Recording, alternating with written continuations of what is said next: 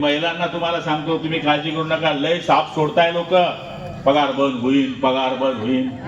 पहिले पगार आला होता बरोबर, 2 पगार आले होते, काय सांगायचे विरोधात, काढून घ्या नाही तर ते वापस मागाडून घेतील, बरोबर आहे ना.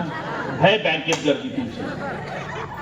नंतर म्हणे हा इलेक्शनच्या जुमला आहे, इलेक्शन झालं हे बंद होऊन जाईल. आता इलेक्शन होऊन 6 महिने झाले, कुठे बंद झालं.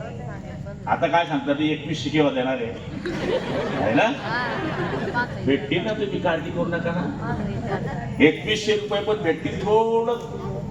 आता ही युद्धजन्य परिस्थिती आहे, नवीनच निवडणुका झाल्या आहे, गल्ला थोडा पाहावा लागतो, त्यामुळे होतील. पण तुम्ही यांच्यावर विश्वास ठेवू नका. हे जे लोक सांगतायत यांच्यावर विश्वास ठेवू नका. 1500 रुपये येत आहे की नाही, बरोबर आहे की नाही, तुमच्या बरोबर चालू आहे की नाही, गोळ्या घेणं, पेलं घेणं, बांगड्या भरणं, बरोबर चालू आहे तुमच्या.